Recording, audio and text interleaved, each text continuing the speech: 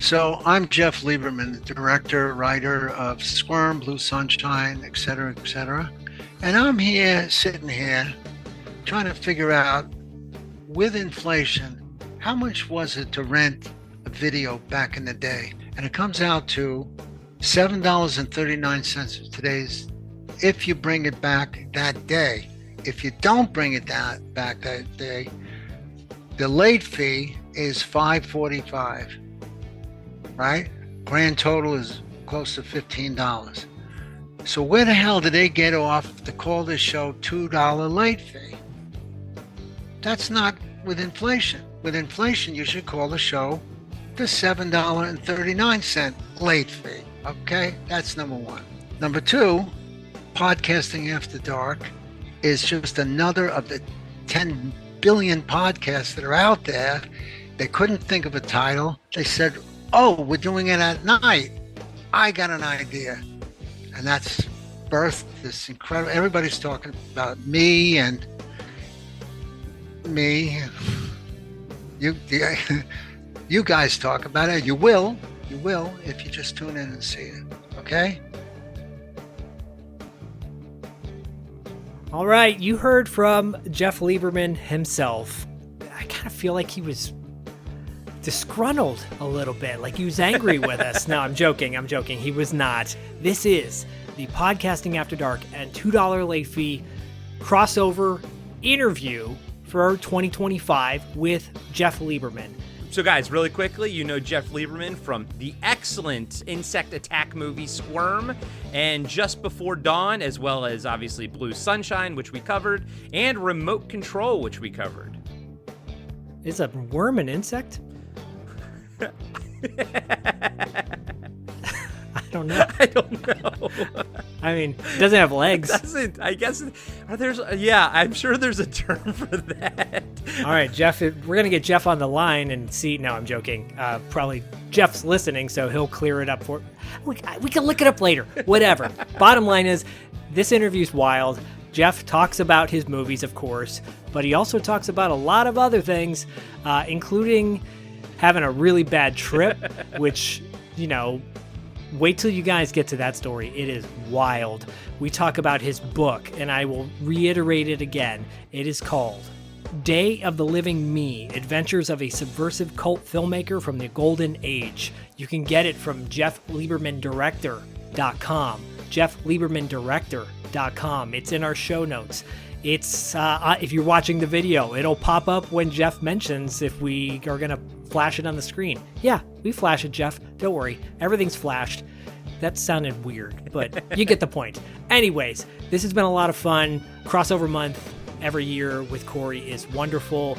This one has been celebrating Jeff Lieberman all month long.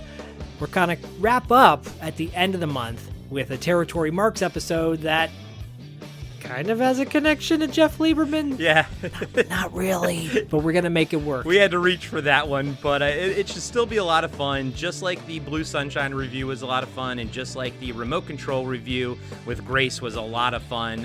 Jeff Lieberman's catalog is an absolute blast of films, and even the ones we haven't covered on the show, like Squirm and Just Before Dawn, go check him out. Jeff's an awesome director. His movies are each one is very unique, but at the same time maintains that Jeff Lieberman vibe. He is a true auteur. So Jeff, thanks so much for taking the time out and talking to us and everything. You were an absolute blast, and can't wait to talk to you again. Me too. And Corey, you know what else is a lot of fun? What's that? Calling a worm an insect. Clearly, I failed high school biology. Guys and gals, I'm an artist. I did not pay attention in school. I'm an artist. I'm not a biologist. I'm a goddamn. I'm an artist. I'm a Dr. Jim, not a biologist. I can't think of a better way to start this. So let's hit the official intro and get to the episode. Enjoy Jeff Lieberman and insects as worms or whatever. Congrats! You found $2 Late Fee, the best 80s movies podcast in the world. We revisit our favorite 80s movies. And sometimes 90s. And soundtracks from our youth. And then we interview our favorite people who helped make them. All in the spirit of nostalgic positivity. Thanks for listening. Mr. Jeff Lieberman, it's an honor and pleasure to have you on $2 late fee and Podcasting After Dark. Whether you like it or not, we're celebrating you all month long, talking about your movies and all that good stuff. What? Yeah, sorry. Shocker. Man, you guys ran out of material. You must have been on a long time. Yeah, I can't get used to this stuff. When I made these movies, the only thing I'm known for is the genre movies. Yeah. As if I did, on all the other time I was, I don't know, playing golf or something. But most of the stuff that I've done in my career was other than that. But it doesn't. I was going to say fame. I'm not famous. It's like showbiz doesn't work that way. If you're known for something, it doesn't matter what else. Did you know I won an Emmy Award? Yeah, No. of course. Oh, you did? Oh, yeah, but you only because yeah. But, I read your book. If you stopped. Oh, great. Cool. I can sign it for you right now with auto pen. Where's Joe Biden? He's hanging out. He's doing push-ups in the backyard. And yeah, so once I came to be at peace, try not to use cliche, but like, okay, that's the deal. You did all this other stuff that you saw in the book, a lot of stuff. Who gives a shit? And so, like, even if you watch the Sonny Liston documentary, right, you're looking for who directed it. No, I'm not. And I directed it. So, Squirm, and these things have a certain fame to them. And then, I really got hip to this when you make a movie, the last thing you're thinking of is next month, right. Next year, like this movie over and out next year. You're thinking of what are you going to do next? Right. The idea that it's almost 50 years. 50 years for Squirm. Squirm, yep, next year, yep. And I just got back from Italy. They showed Squirm in Parma, Italy, home of the Parmesan cheese. Hey. You know how long it took me to stop asking people to say cheese? I just, like when I'm in Paris, I say over and over again, I looked down at the river. I say, those people are insane. Not once, not twice. My wife says, okay, you're up to 20. How many more times are you going to say it? It bothers you, doesn't it? Another 20. You just have to, there's something wrong with me, but I have to say. So cheese, okay. I think that's a guy thing. I think it's a guy thing, by the way, because women don't. Really? Yeah, women don't do that. I think men do that. No, I drive my wife insane. Women. There you go. Women are a higher intelligence. They know better. Agreed. Absolutely. We're all married, so we can say that. Yeah, right. And you're going to play it back to your wife, of course. Of course I am. And there was 300 people that were not born, like not even an idea, back in 1975 when they shot the film. And they're there, and it was in the outdoors. It was not a drive-in, but it was like on the grounds of a famous aristocrat. It was like from 1500s. Oh, cool. And the stone wall, and they had a great system.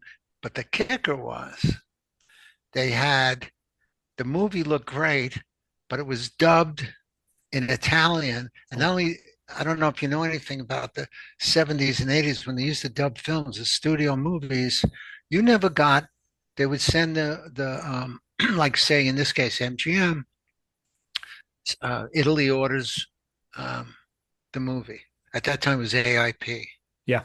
Okay. You have to send them what they call elements, the sound elements, the printing elements and all of that, and a dub track, or they manufacture dub track and they subtract that from the thing, but they own that dub track. Okay. Those movies from that era and before, if you do a Blu-ray, a DVD, it started with VHS actually, but a DVD or a Blu-ray, you're not going to go and record another. It's too expensive. Yeah. So they go back to the labs, and these guys make a lot of money on that, and they sell them the track, the dub track. It's a difference between whether they're going to put the movie out in that territory or not.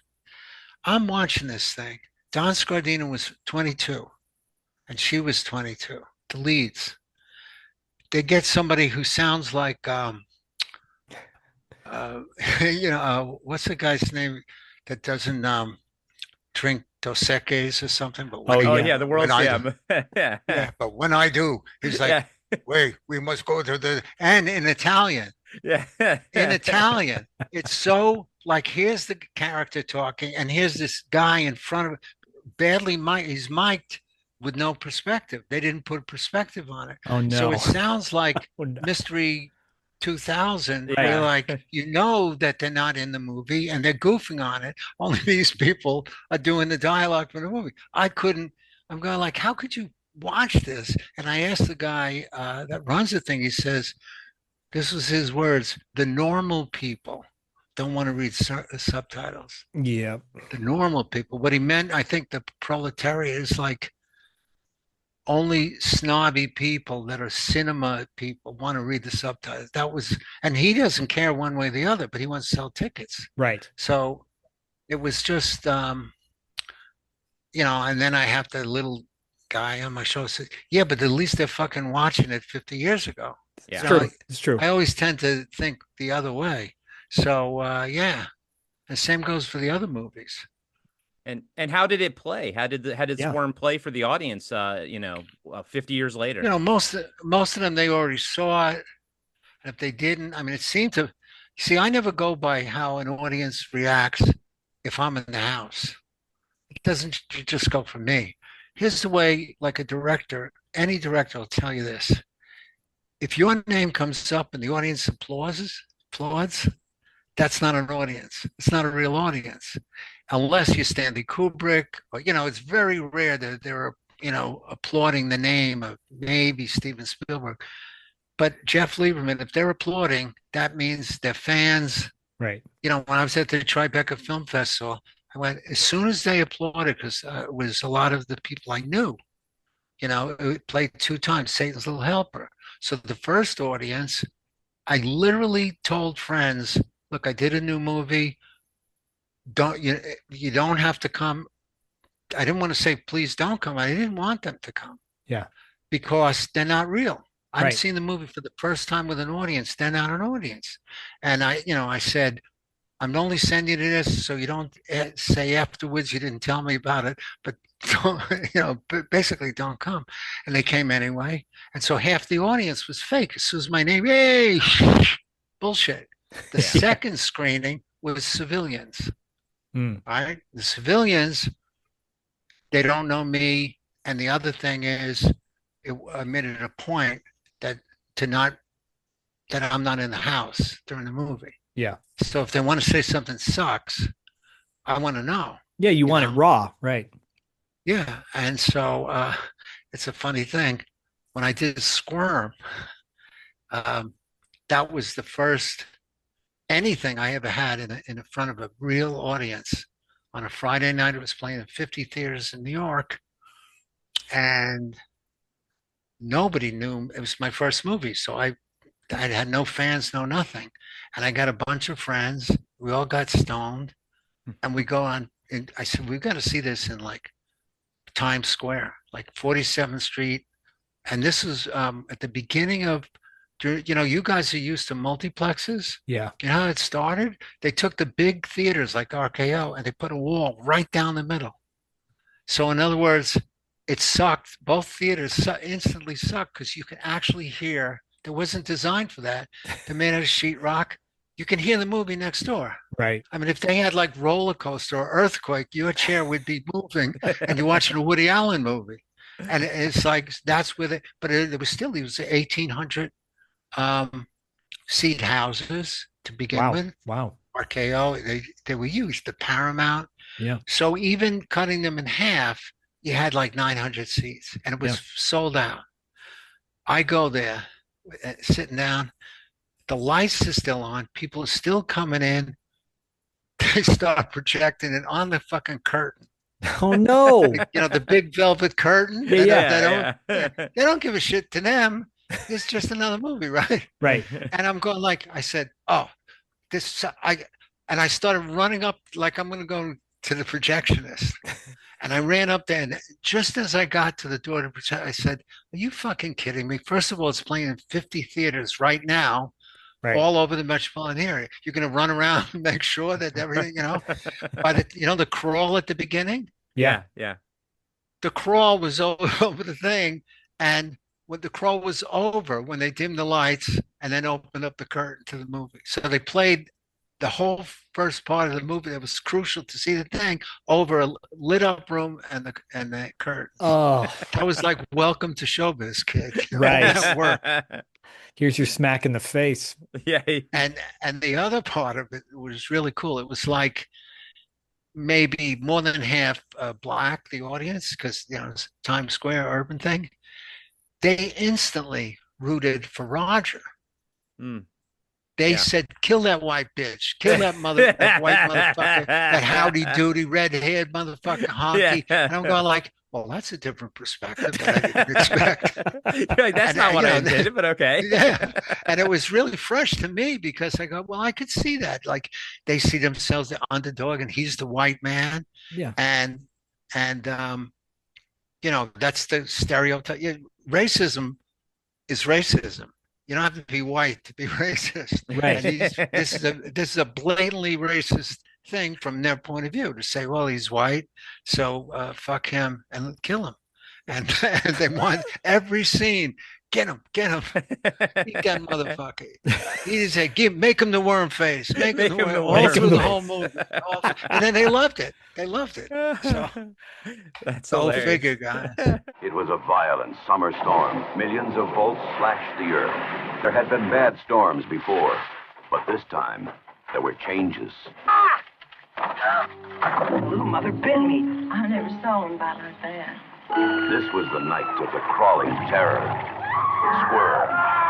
They came to feed on human flesh. You sweat, but you don't dare move. You want to scream, but you can't. Terror grips every nerve in your body. Your heart beats so fast, it feels like it's going to burst. They're dead! Squirm. A new experience in pure fright. Rated R. You got me thinking a couple things. One, I see you cruising around town in your mind, trying to make sure every screen is projecting it properly. But I'm thinking of Cosmo and Remote Control driving around town. He only had to go to 3 video stores to get the tape. Yeah. Yeah. See, So, Dave? I know that's what I need you guys for. When I write this shit, at first I used to say that critics, they go, well, what he's really talking about was the Vietnam War. Right. And I go, Right. wait, whoa. I said, and then I figured out, because they look at the date of the movie. Well, the Vietnam War was going on. So therefore, he must be writing in the context of the Vietnam War. That's right. So then I Right. had this one guy in France said to me, yes, but you did the subliminal. Like you Yes. don't like I can't say what's subliminal. I can't say what's subconscious.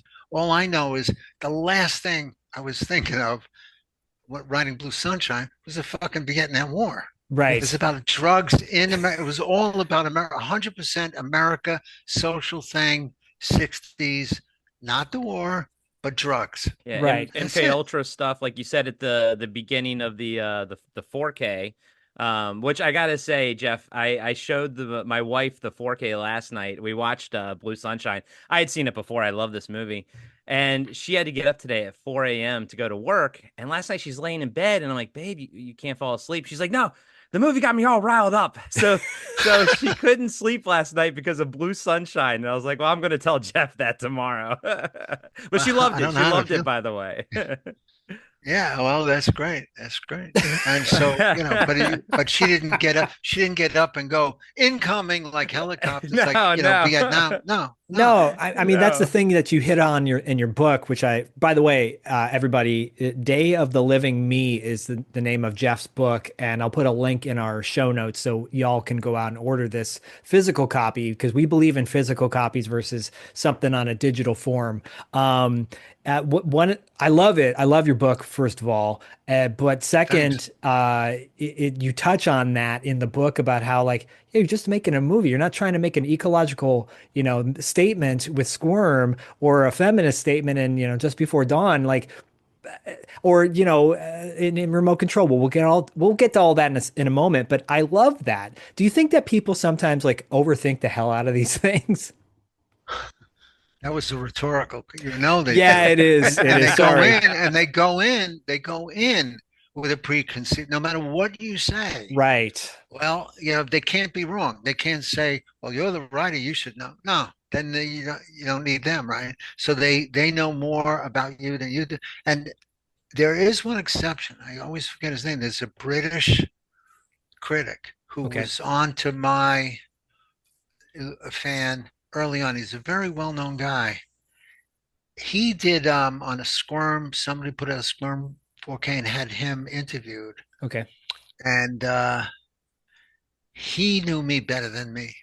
Oh, It was the weirdest thing. I actually wrote to him and I said, this is scary. It's like if you were a shrink, I never went to a shrink, but if I did, I'd meet you and I go, okay, check please, I'm out of here. Because that's he nails, what's it, Kim Newman. okay. Hey, Kim, right? Kim Yeah. Newman. He was like, whoa, like everything, how he said, I never wanted to be famous. I never said that, but it's true. I never wanted to be, commercial. I never wanted all the things that you're supposed to have a dream. Never had a dream. I mean, I have dreams, but nothing about movies. And I never Right. had a goal. So all the things that you're supposed to have, I didn't have. And he said that so my work is completely honest because I was not thinking of, well, if this does well, then I could, go up to the ladder of, there was no ladder, no fame. Right. Um, the worst thing for me was if you go to a restaurant and somebody comes over for an autograph, the house sucks, but these people that want fame, the publicists will say, well, when they stop doing that, you're in trouble. Say, fuck Right. that. Who would want that? Right. But there are personality types that do. So it's really weird that I have any kind of notoriety, kind of in spite of myself. It was the last thing. Like whatever the last thing I was thinking, it's behind that. It's Yeah. like Yeah. it's two steps behind it. It's not on my radar. Well, you touch on that in the book as far as like casting choices for some of the movies you've made, and I won't spoil anything in the book, but you talk about potential quote unquote A-list stars being in some of your movies, and you went with other people, and I think that's what I love. You cast a young Kevin Dillon in Remote Control before he had really hit the scene, and while he's got notoriety because of his brother. I get that.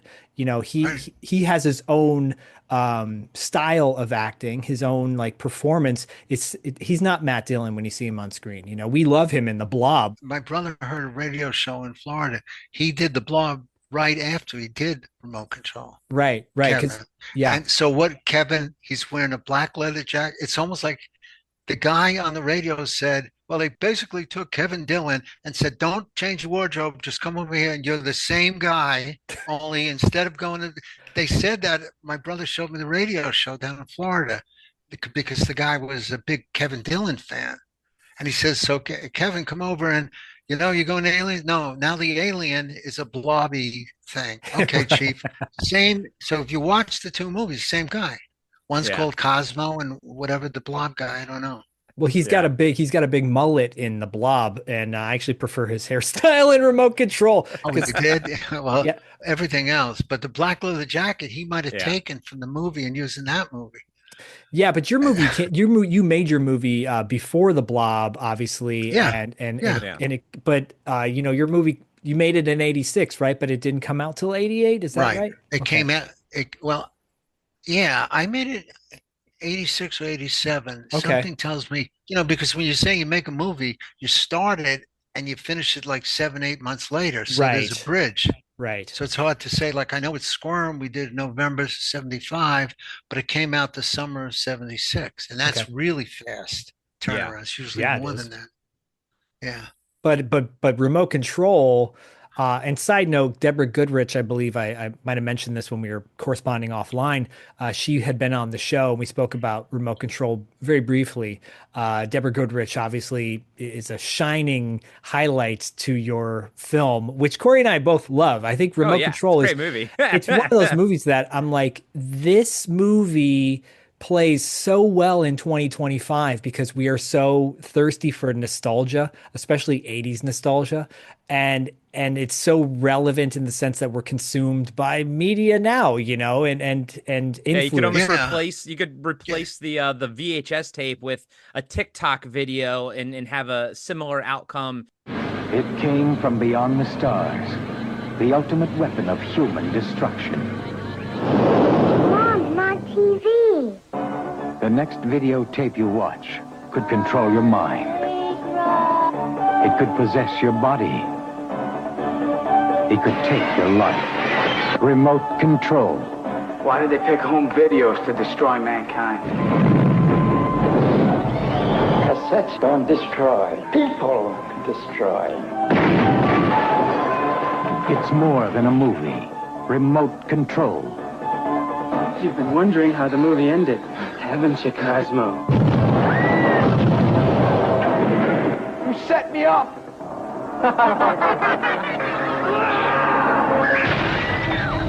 Remote control.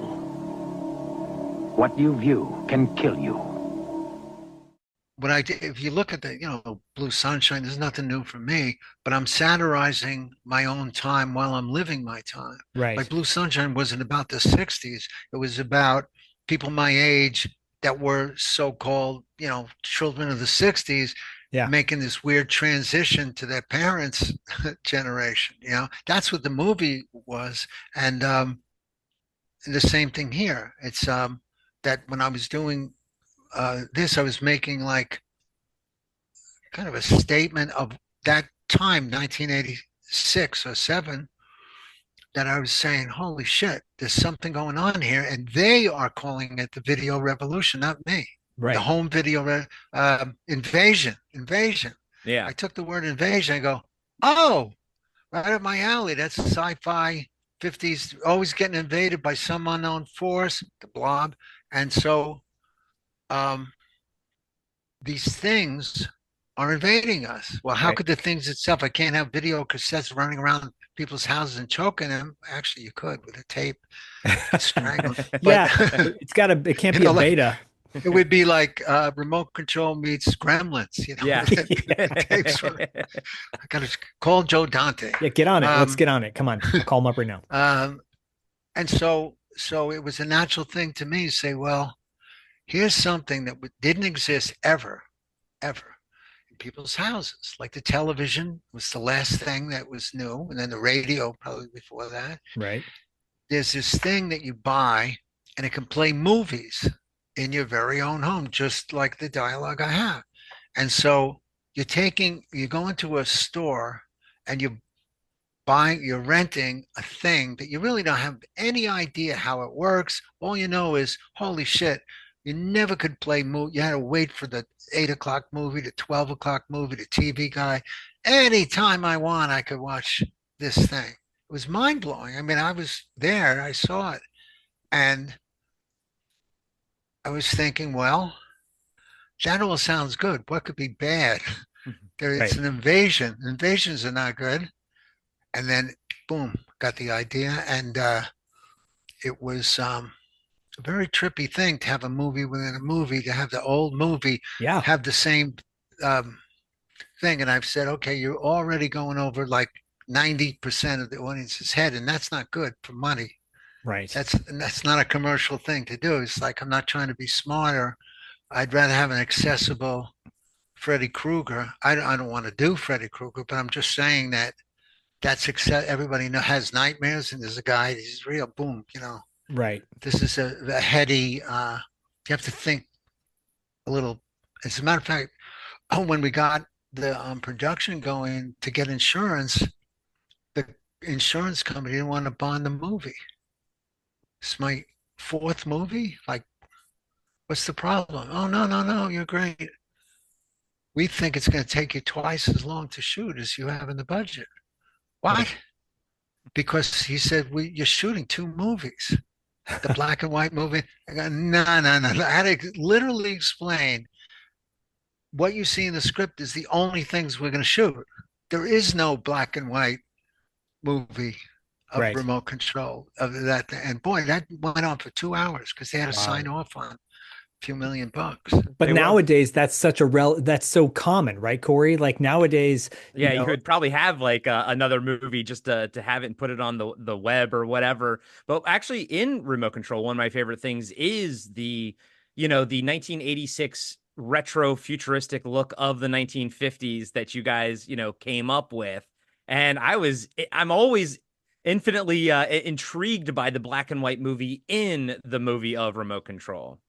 Yeah, that part of it it's all conscious, but it also has to be calibrated. So you have to shoot the black and white stuff that, first, right? Yeah. In video, but you had to shoot it knowing what you're shooting is going to play off in color, Kevin Dillon, whatever, in the foreground or Jennifer Tilly. It's all got to be shot in video. So what they're looking at makes sense screen direction wise. It's very technically tough to do because there's no wiggle room. You can't change it. You already have the black and white video. Right. Yeah. And then when I say action, they're going to roll that video in real time. If you're going to see the videotape and the person in the same shot, then it has to work. She says, "Oh, I'm on candid camera." The video has to look like her hands are going up like that, Yeah. Yeah. So it was fun working with Jennifer Tilly. Did you shoot the remote control scenes like relatively close to when, like, say, Jennifer Tilly's scene? Did you shoot like the black and white the day before so you guys could still have that muscle memory of what she did and everything? No muscle memory. We had maybe 2 days. Yeah, 2 days that they fudged it and put it into the production schedule. Didn't put it in. It was like as pre-production. Okay. Okay. Right. So we did it as pre-production. So it wouldn't eat into the shooting schedule of the movie. But that's all we had. So we shot all of it at once before anything, before the actress came on. Oh, wow. Yeah.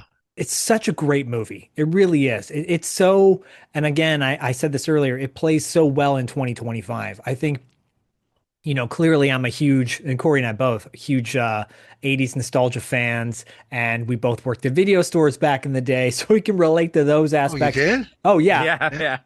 Yeah. He worked at a place called, well, you call it Big Wolf, right, Corey? But it's Big Wolf. Big Wolf down in outside of DC. Yeah, it was not as elaborate or big as the one in remote control though, as their place. Well, the one in remote control, I was making another kind of a statement. At that time, all Hollywood was talking, this is the end of the movie theater. Nobody's going to go to, right? So, and sure enough, a lot of that's when the cycle of the very small, what we call repertory theaters today, they started closing because they couldn't compete with, it was only the multiplexes to show, it wasn't Spider-Man, but Superman. You're not going to VHS, forget about it. They might as well be radio and television. Right. If you want to see Superman, you're not going to rent it. You're going to go into theaters. So that kept the thing open. But as an issue, we rented a big movie theater. That was shot, that video store was the lobby of a movie theater. That's what I was going to, I was going to ask you that. So when you see that marquee at the beginning, oh, it looks like a movie theater. And then you go in, you see Kevin Dillon's a video store. So that was my heavy-handed kind of, It's almost like you saying, like video killing the movie star, essentially. Yeah, yeah. And so that was fortuitous in one way that, that worked, but also it still was a movie theater, a functioning movie theater. We rented it for like a week. Wow. So therefore, it was shot at 35 millimeter. You have to look at dailies. Guess where we looked at dailies? On the theater. In the theater. That's hilarious. So there was a curtain, and I'd go from I'd go cut, and they go, oh, something scene is ready, and I go cut, and I push this curtain, and sit down in a theater chair, and they run my dailies just because they could. Talk about being cost prohibitive. I didn't. No, that was nobody thought of it until the No. day. Said, why do we have to go to Movie Lab to see dailies in the morning? We could just see it anytime we want That's at the brilliant. theater. Like, duh. That's And that was hilarious. great. You know what else is great about that? If you're shooting in the video store and you see in the daily, because I did this once at least, a fuck up that I made or whatever, I could fix it. I could go on the other side and say, Yeah. after the shot, put the camera over there, and we're going to do it again. Right? Because it's so fresh. We're Right. already here, we're already lit. And so that was an unexpected. So the recommendation out there, TV land or podcast land, is if you were to do a movie and it happens to take place in a video store of the 80s, shoot it in a movie theater. No, you don't. The whole thing is stupid because there's no 35 millimeters, no dailies anymore. Yeah. Right. I mean, They'll say, they "What just is a watch them on their daily?" phones now, you know? Yeah, a daily is, like press your phone again, hit enter. That's a daily. Yeah, right. Oh, A yeah. daily was watching the develop for all you don't know. Dailies, they call them dailies because you shoot, you don't see anything, nothing, no video playback, nothing. You're looking through a finder and you hope you got what the camera operator says you got. The next day, you went to a theater and saw the footage every take, and that's when you find out if you got what you were hoping you got. Yeah. Whether something was overexposed or something. Yeah. Yeah, people can't grasp that today because you're so used to what you see is what you get. Right. You're shooting the top cameras today, you're looking at a monitor. So if there's too much of a flare in the guy's head, you're not going to find, you're going to fix it before you shoot it. And there's nothing rolled. They go, roll cameras. What's rolling? Nothing. They're just Roll powering. sound. It's a button. What you're doing is, no, you're doing a digital recording, Yeah. Right. right? Right. Like what is a cell phone? Same thing. Yeah. But on a cell phone, you go, oh, I'm doing a video. And then they go, yeah, okay, it's a video. How come you're calling it a movie? Because it's like an hour and a half long. Yeah, man, put down, it's micro budget, GoFundMe, you're taking the camera and you're doing, like, say the kids are in the backyard and they're on a swing. Right. Same camera that you shot your movie with, right? No, that's home videos. What do you mean? You're doing it? No. Why, you don't tell your kids action? If you say action and the kids swing, it's a movie. And that's me watching this from the outside. I have no skin in the game. They don't make the movies for me to watch, and I don't expect them to even know who I am. So I'm like Billy Joel. I'm an innocent man. I'm just saying what I say. I tell you what, I want Corey and I both want people to know more about remote control. Like you're saying that there's an audience in Italy that goes and sees Squirm, and it's people that were never born in 1976. I think the same can be said for remote control. And remote control, is it only available through your website right now? The problem with the remote control is it's only available on my website because I'm the one who kept it alive at all, because nobody knows, I don't know who owns it. Oh.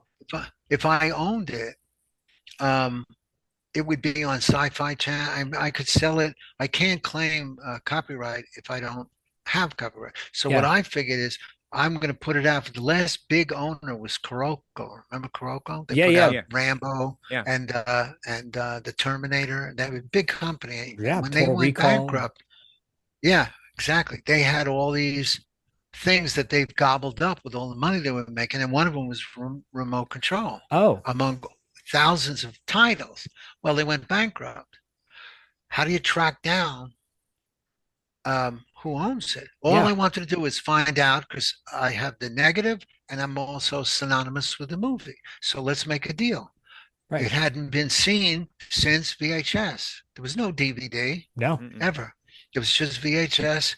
I got this thing and I said, so this guy, Andrew Vanya, who was the head of Kuroko, the chairman, he was on Facebook. And I figured, okay, I'll take a shot, friend thing. And he says, "Oh, I remember the title." I told him what I wanted to do. I want to put it out. I'll spend my own money and make at that time 2K, like a Blu-ray, Yeah, yeah. and somebody will come out and say, "You can't do that. We own the movie." I go, boom. It's like going fishing. I was willing Right. to spend like 10 grand.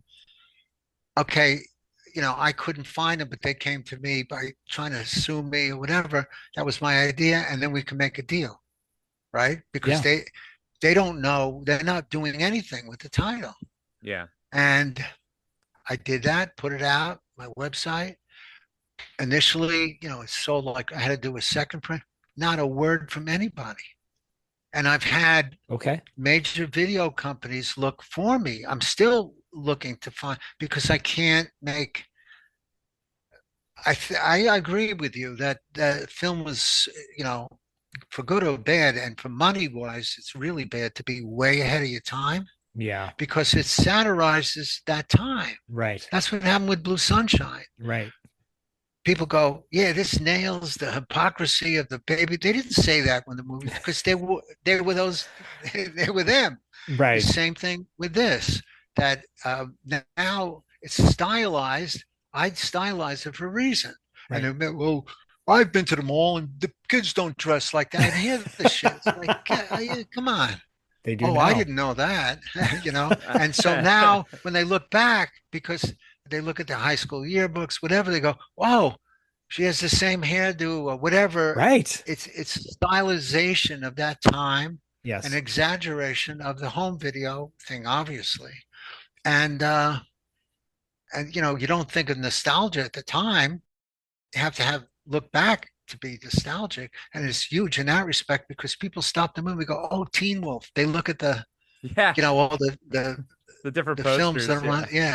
Yeah. We were talking about that offline. It's so much fun to watch that movie just to look at all the different posters that are there and everything, and it's a lot of fun. But I mean that takes a special kind of creativity on your part to be able to satirize something in the moment versus looking back on it even by 5 years. I mean, you're literally in the moment here, and you're in the moment in Blue Sunshine. What makes you like what makes you see things that way and like sort of like step back and be like, that's interesting? You're putting that in you're exactly right on your observation. But here's the big thing. I don't do that on purpose. It's like a mental illness. No, I'm saying I see things. I know it's in your everything. I see everything and satire it simultaneously. It's like one track. Maybe I have a one-track mind. But no, I'm telling you. So when I was doing that, I didn't say, okay, how do I go about sound? If I'm going to do it, it's going to come out like that because the reason I'm doing it is inherently satire. Why am I making this movie with this script? So I don't have to like shot to shot or idea to idea. Say, how do I? Once I'm in that groove, everything is going to be this one overall thing, and that's what I did with Blue Sunshine. Am I making any sense? Were you aware of the MK Ultra connection? I mean, I feel like nowadays it's very open. We understand the MK Ultra thing. No, but were you aware at the time of that? I had no clue. You just hit the nail on the head. but how? I didn't mention MK Ultra, but I had no. I think I did know that the CIA experimented with LSD. Okay, but I wasn't putting that in the script. But the fact that I picked Stanford, I don't know. Did you know this? Did I put that in the thing that Stanford University? Yeah, you did. In 1967, when I said these people went to Stanford in 1967 and then LSD was going around Blue Sunshine, the CIA was experimenting at that college at that time. How weird is that? That's wild. And Ken Kesey knew that he was taking it. He was at the college. You know who else? The Unabomber, who didn't know. That guy Kaczynski. In the movie in Blue Sunshine, I love the fact that you never explain where Blue Sunshine came from. They just kind of got Well, out there. well, it went around that school. Yeah, you don't talk about who actually like produced it or created it, which also Right. makes this great. Like it just like it can just absorb the MK Ultra backstory if you want to, you know? Right. And I was also, again, because I was writing what I knew and I knew about drugs. You have a drug dealer. When they start to tell you where it's made, how it was made, and what's in it, all you know for sure is that lips are moving. I mean, they'll say any. First of all, they don't know, so they say, "Oh, I don't know. Oh, I don't want to touch it." No, no, no. It comes from this guy that he's very. They have no fucking idea, and they don't even know what you're taking. They don't know. They don't want it to be something else, but I think I have that in the movie where Robert Walden says he never took it because he said he never knew what you were taking. That was the truth. Yeah. That was the problem I had. And if you ever read Keith Richards' book, Leave It to Keith, he had a big heroin problem, right? But to him, it wasn't a problem because he said all his friends that died of heroin overdose, they would die of an overdose. He said, heroin, the proper amount of heroin, you'll die of something else. You can live your whole life, but that takes a lot of money. What he did was every place he went on tour, you could read this in the book. Yeah. He wants to know exactly how much he's shooting up, right? How do you do that? You can't just get a dealer and say, I want the Keith Richards special. He had his own guy, a chemist, that started with pure heroin and stepped it down to Keith's thing. Wow. Everywhere he went. My God. I'm going, this fucker, he was my idol before I saw that. It's like, that is genius. If you have the money, and that's what he did. Wow. But you don't know. You go, one time, I said, I don't want to take acid again. I did take acid. And I say, but I would like to try mescaline, right? Because mescaline's like organic. You hear all the shit. And it's like, all right, nothing could be more intense than acid. So I'll take mescaline, be mellow. Somebody gives, at Syracuse University, as soon as it kicked in, this is fucking acid. I knew, he said it was acid because you can get acid anyway, you can make it. And that freaked me out because you should go in, I'm taking LSD. Right. Not, guess what? And it really freaked the shit out of me. Wow. But you didn't pull your wig off and suddenly run around. I didn't pull my wig off, but here's what I did do. I happened to kick in an amphitheater. Oh no! And the amphitheater, the show was Death Row, and this is a guy who was either a priest or somebody. Somebody went down to the wire where they were supposed to like get the last rites and then die, and at the last minute, maybe he got a reprieve from the governor or something. Okay. Right, and so he's going on a tour. So he's telling a story about when the priest comes in and all of that. And this is when the shit kicked in. Oh, no. And all of a sudden, and you couldn't hear a pin drop. It's like, how many students? It was 1970 this happened, right? And this is when Kent State, the reason I was there, me and this other guy, children of the 60s, we went up and we dropped Black Beauties to drive all the way up to Syracuse. Okay. And then when we were there, the Vietnam War is still going on, right? Yeah, yeah. And they had the Kent State, so they had the shooting there. Oh, it was called They Shoot Students, Don't They? That was the name of the big event, the bonfire, and they tied it into the Kent State thing and the movie They Shoot Horses, yeah. Horses, yeah. So I go, that's, we didn't need much reason to go somewhere and get high. Right. So that was enough reason to get in the car, and we went up there. And my friend was in one of the dorms. He happened to be he was in a jock, because we figured we'll crash with him. We had no money. He was in a jock dorm because he was like a wrestler. Larry Zonka, those guys, it was Syracuse football. Yeah. And Larry Zonka was one of them, and it was their fraternity. And we had the long hair, the bit, and we're doing drugs. We did not belong. And when this shit kicked in, the girl in front of me, her head became like Dumbo. It like expanded into this, and I went, oh shit. I gotta get out of here. You know, and everybody's listening to this guy, Right. and I'm in the middle. At least if I was on the end of the row, No.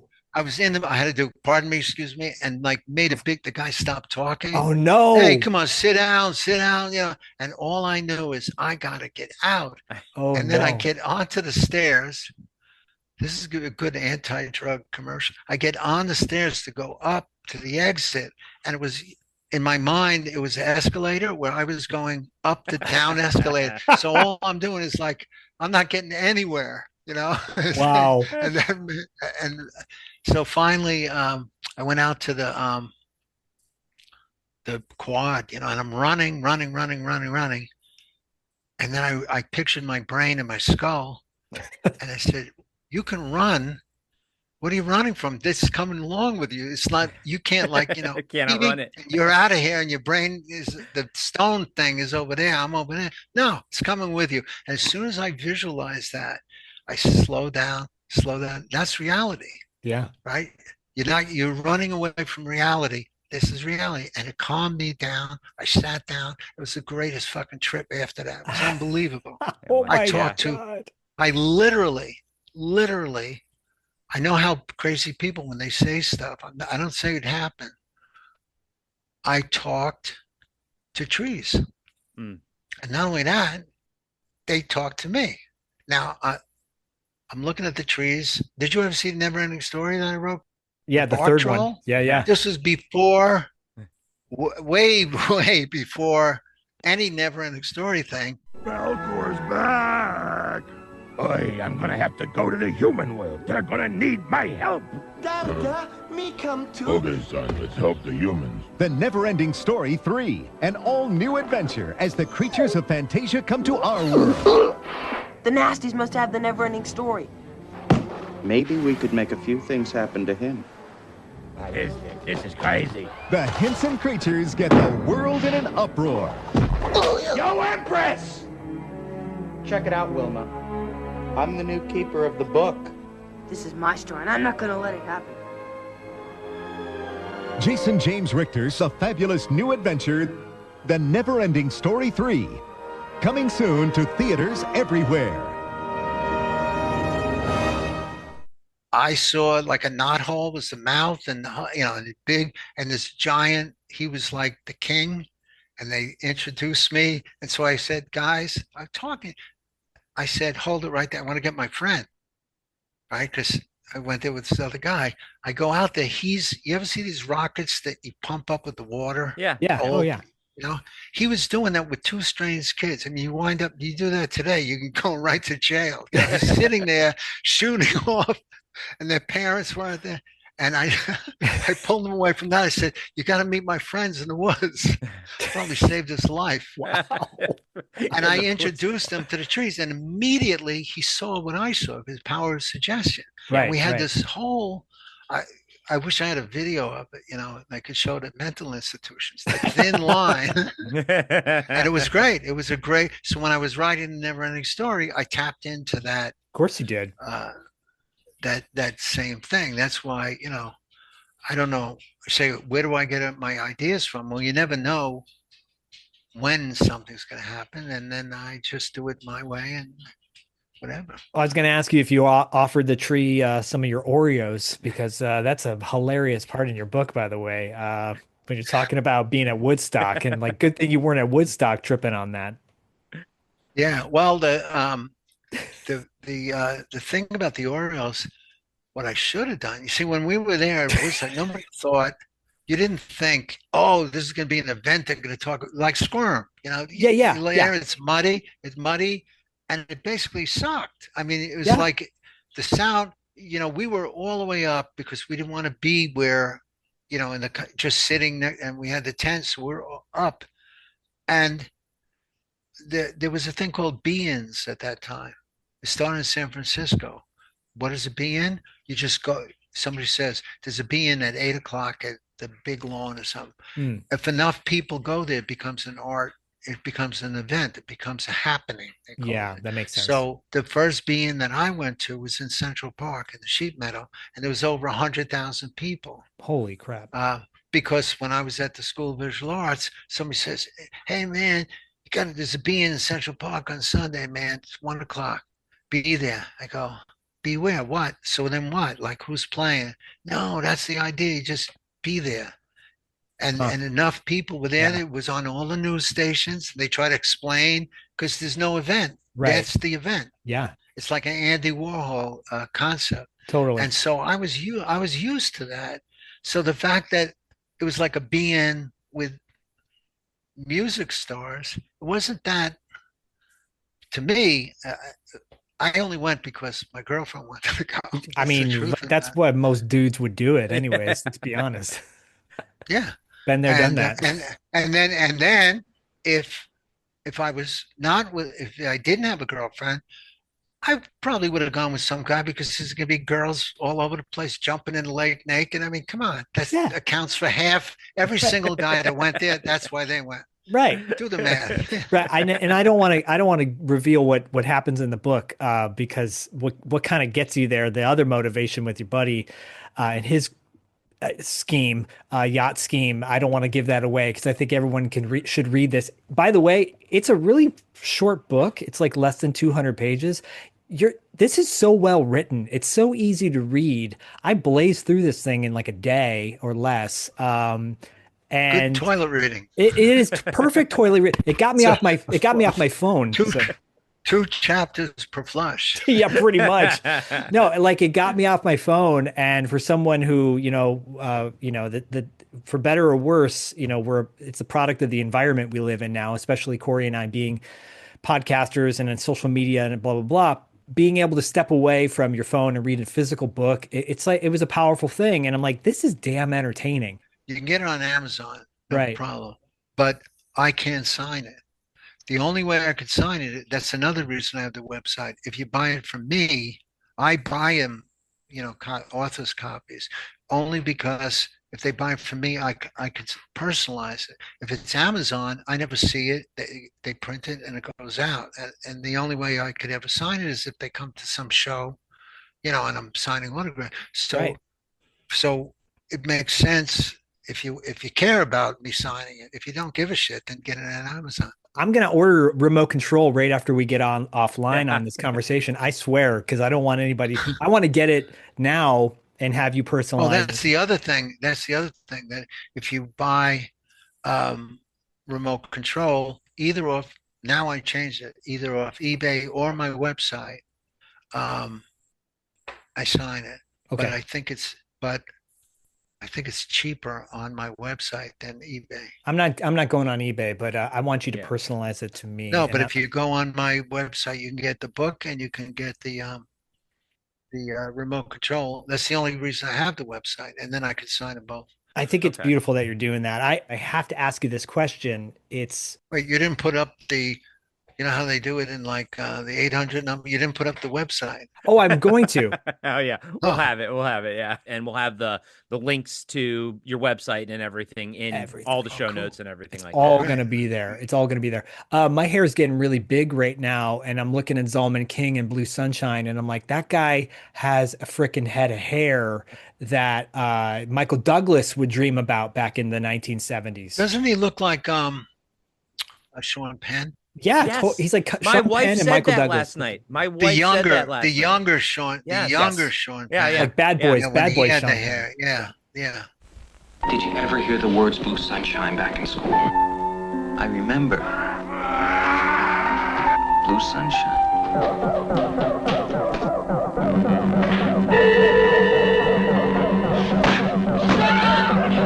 Did you ever hear the words "Blue Sunshine"? Try to remember.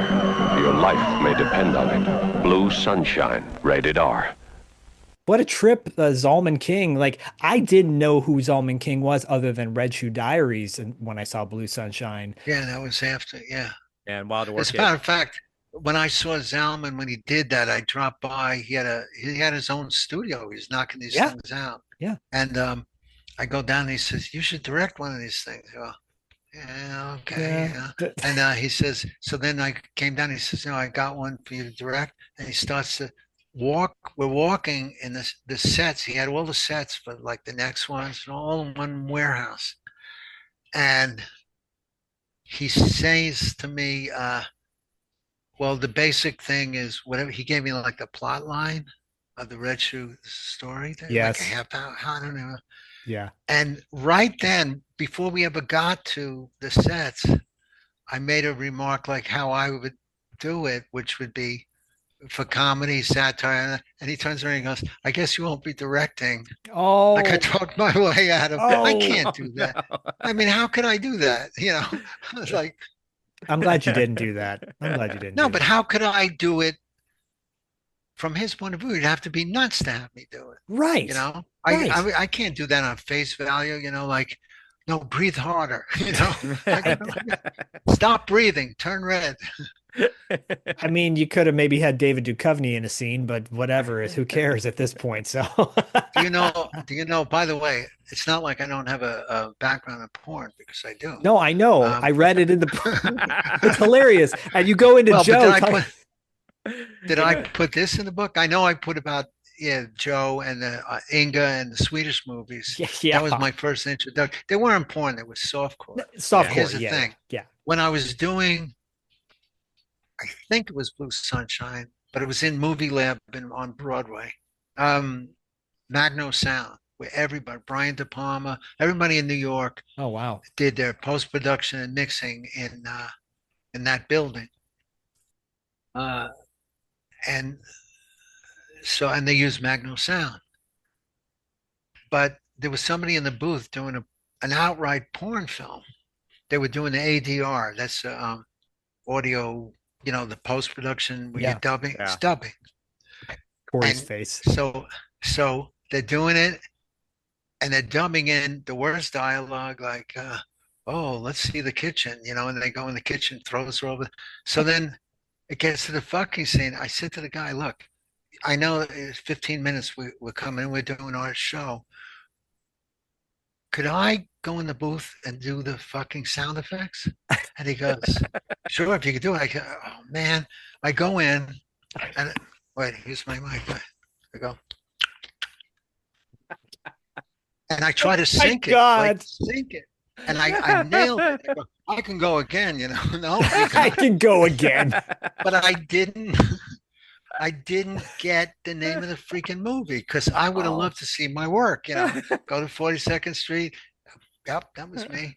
And so somewhere out there, you could probably rent it or buy a tape that there is a scene, but I can't tell you anything more than that. I guess you're telling everybody to go out and watch a bunch of dirty movies, and you know, if it sounds like that's Jeff, him. You hear that? That's Jeff. That's not a real. That's perfect. I only made it 30 seconds in. What happens? That's perfect. Sorry. That's actually a perfect way to kind of wrap up our conversation. Perfect ending. Here's a question I had for you first. Yeah, please. $2 late fee. Late fee would be what? Have you guys figured out in the currency, like no, really, the calculator? I mean, I'm saying it's probably about $10 nowadays. Yeah, probably. No, wait. Let me do it. Yeah, please do. That'll be distinctly. That'll be your. So it's $2 late fee and podcasting after dark, because we're going to combine the two. It's a crossover. Yeah, but I just want to. I want to find this. So it'd be. Got an app for that? Inflation calculator. Oh, I'm looking up. No, I don't. Yeah, it's inflation calculator. Yeah. I love inflation calculator. Corey's like, I'm looking up your movie that you did the ADR for. This is going to play really well on audio and video while we're both looking at our phone. The two of you are looking at your phones. So inflation calculator. No, I don't want to buy one, you schmuck. I want to. Corey will be on it before you. I'm almost there. That's what she said. Inflation calculator. So if I go from 1988 to 2025 for $2, it's $5.45. Oh, okay. So calculation of 172%. $5.45. Right. Okay, and that's the fee, late fee. $5.45. $5.45. That's fair. And so what was the rental? The rental was usually, well, it's $2 Tuesdays, so it would be it was 250, and that would be 271 with tax. Um, So yeah, the rental was 271. yeah, that's including tax. Okay, so then what does that come out to? Oh, 270, 271, and 271. I still have it. Then that would be 2.71. That would be $7.39. Okay.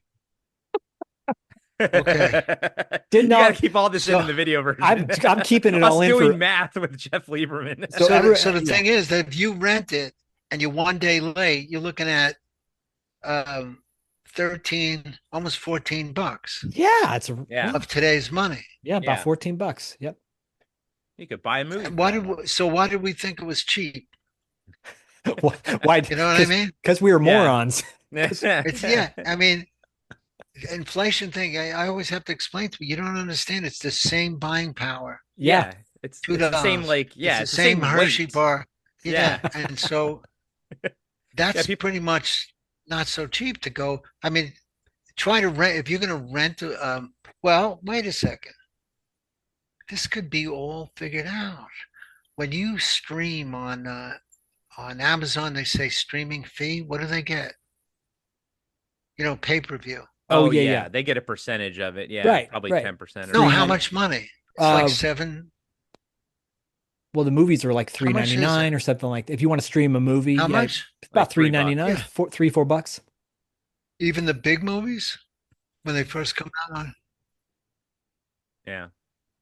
to own. I'm talking about just the stream. Yeah, Where it yeah, goes like, yeah. away If they're new, if they just came out, they're like $20-$25. If they've been out for like a while, it'll be like $3. Yeah, just to stream costs about $25. Yeah.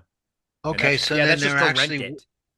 so they're actually way more than the rental today, even with inflation. Oh yeah, it's basically I justify it because we watched a movie the other night, a couple months ago with my son and my wife, and we're like, well, if we went to the movies, it would have cost us $12-15 for the tickets, and this movie is costing us $25. It's essentially, whatever. Yeah.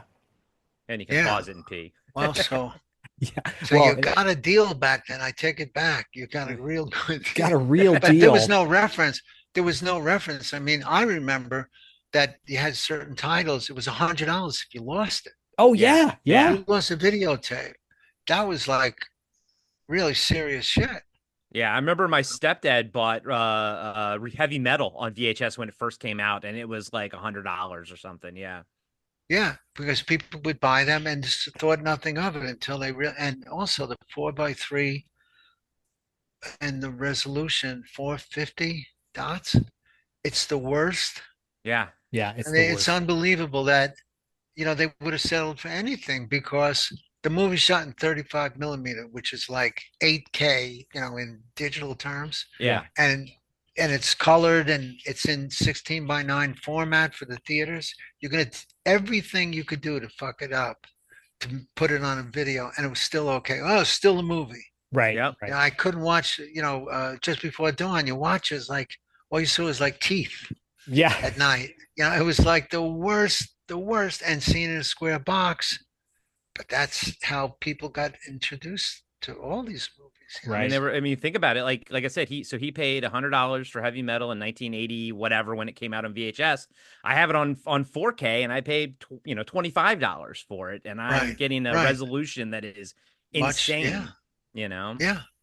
No, as a matter of fact, in the low budget movies, the ones I did, the 4K is in some instances, not the whole movie, but there are sections that are way better than the original theatrical color corrected print. Like in Blue Sunshine, when Zalman King comes to that shopping center. Yeah. The shopping center was 12 o'clock noon. No, not a cloud in the sky. It's the worst time you could shoot anything. Because like the best time would be a total overcast, right? So here, how are you going to deal with the contrast between his face and the background where the sun is? You can't. If you have the money in your studio, you tent the whole thing. It's almost like you could create a studio right there. That's money. We don't have that kind of money. So you pump light on his face the best you can to balance with the background. But I knew in the DP, he told me it's going to look like the atomic bomb went off in the background, no matter what, Yeah. because the important thing is to see Zalman's face. I had to live with it until we found the negative. How many, like 10 years ago? It was pristine. It was great. And while we're doing the Da Vinci thing, the color correction, I said, you know what? This scene always bugged me. I don't know if there's anything there. It's all white in the background. He makes this power window like this. And he goes, tell me when. And he goes, all of a sudden there's a store. Wow. There's a lot of stores. And he brings back the background, but the power windows that Zalman doesn't change. Wow. That's crazy. So, and he's doing that for no money in 1 minute. What a tent would have cost. And I went, wow, this is great. And I bet you everybody's doing that now. You know, we're not getting any money, you know, from Severin or whatever, but this 4K release of Blue Sunshine is unbelievably beautiful. Yeah, I mean, it's gorgeous. I didn't notice like anything like what you're talking about of the original. Like, it's not in this at all. This is like pristine and absolutely gorgeous. Looks like it looks like it was shot today. Yeah, we left the grain, you know, it's got that, it's everything about it is perfect. The soundtrack. Perfect. I love that soundtrack, by the way. Yeah. Did you know that what was the name of that Robert Smith and From The Cure? Yeah, from The Cure, he and Susie and the Banshees guy, they did one album together, like outside of The Cure. Mm-hmm. And it was called Blue Sunshine. Oh, and I have the album cover. And it was because they were doing it, they dropped acid and they wanted to do like a theme of horror, like strange cultish type stuff. And so all they did was go through titles.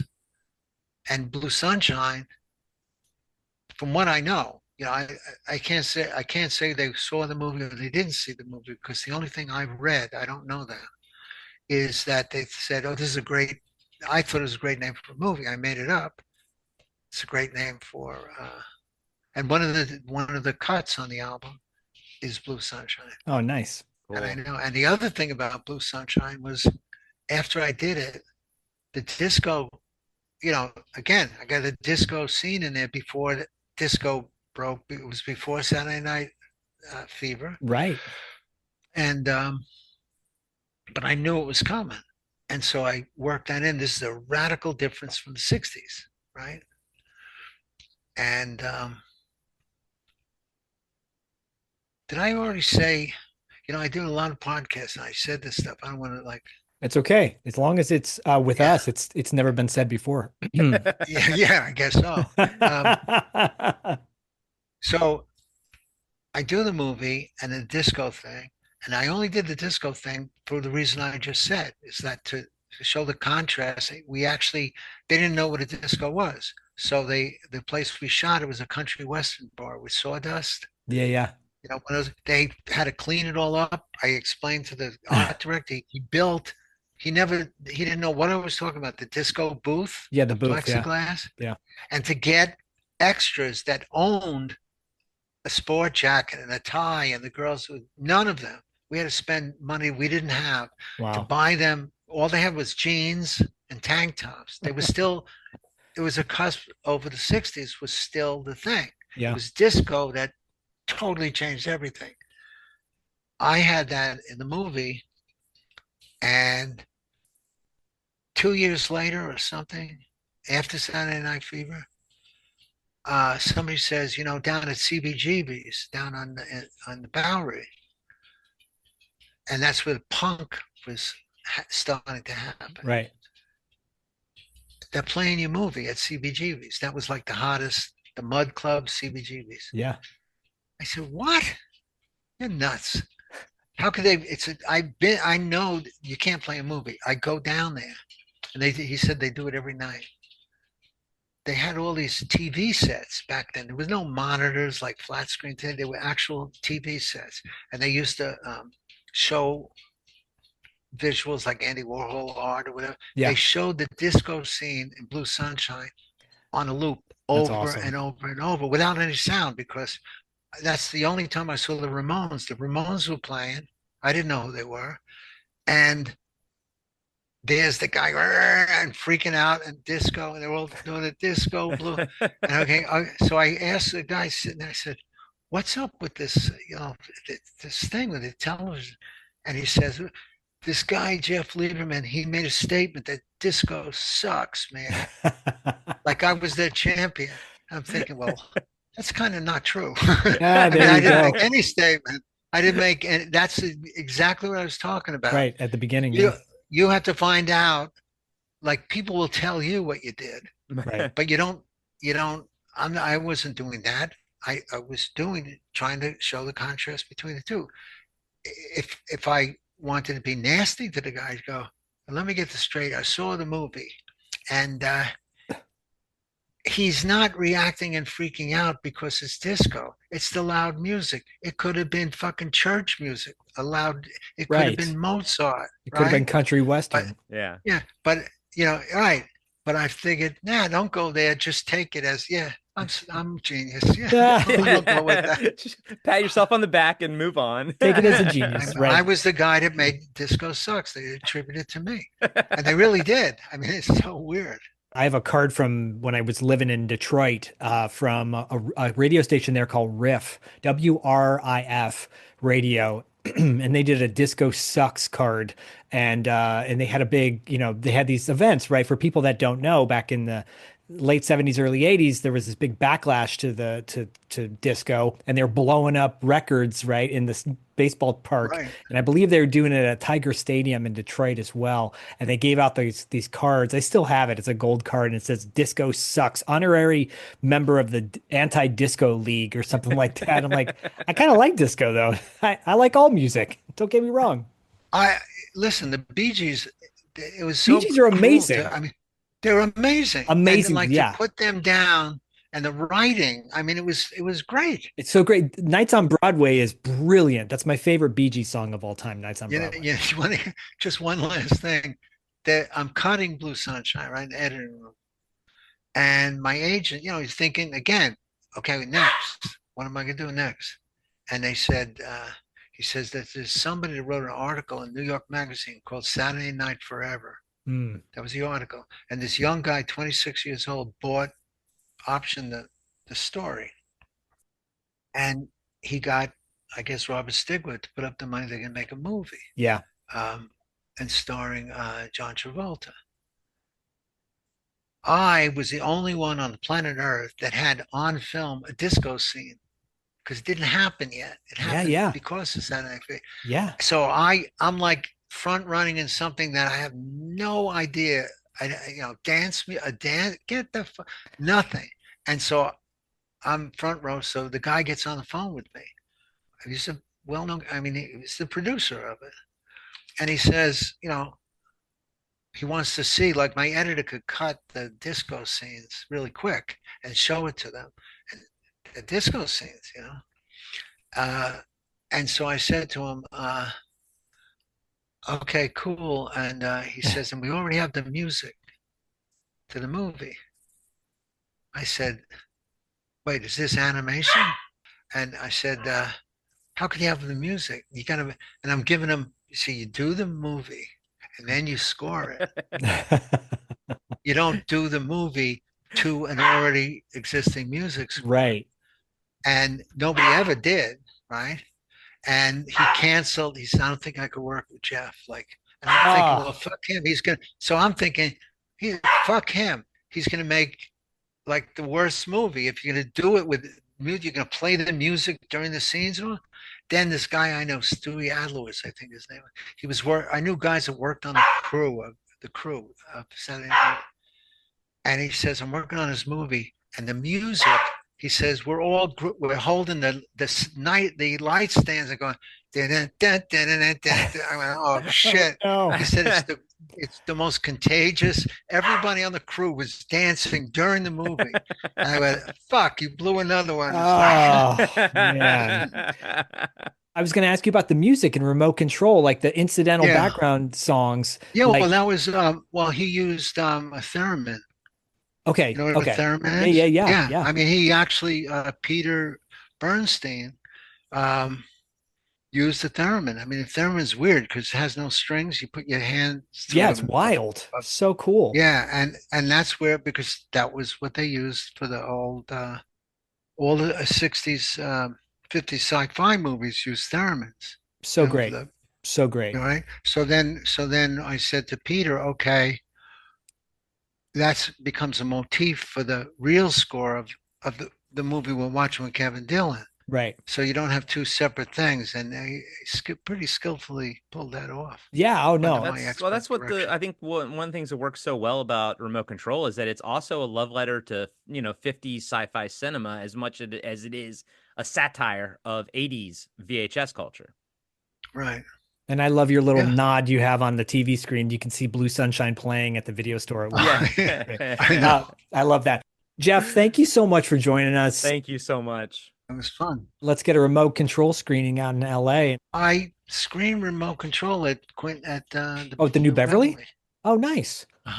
Yeah, love the New Beverly. I don't remember. I know I did because it was sold out. It was like there was a Lakers game or something like that. Like it was a really bad night, and it was only a day's notice, and boom, sold out. Well, but yeah, because it was 35. We have a 35 print. Yeah. The other, I screened. You screened Blue Sunshine out here not that long ago. I screened Blue Sunshine at the what do they call it? The Silent Movie Theater in Fairfax. Yeah. Yep. Yeah. I screened that. The 4K. That was the first time with the 4K. Okay. But I also screened. You can find it on the internet. The Marquee, Squirm, and Just Before Dawn double bill at that theater. That was everybody showed up for that, and that was really. Did you know Eric Caden? Yeah, I have a funny story about Eric Caden. I have one of his Little Richard Bibles he used to give out on Grindhouse nights. So Eric Caden, that poster, that Streets of Fire poster I have behind me, I bought that from Eric at Hollywood Book and Poster Company. Yeah, rest in peace to that guy.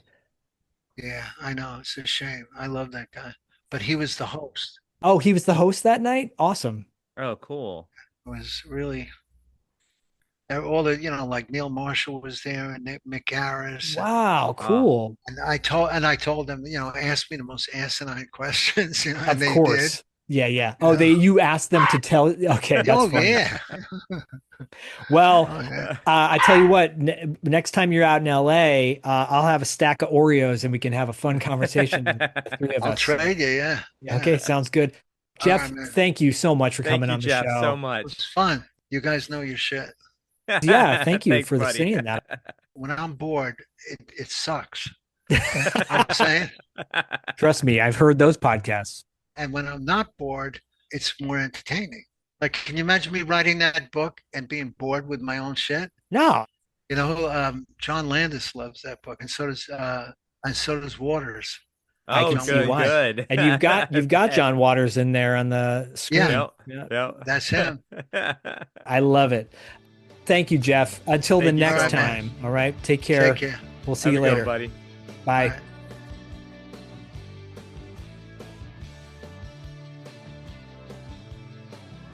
Oh, listen, I just wanted to say goodbye and remind you that the good guys always win, even in the 80s.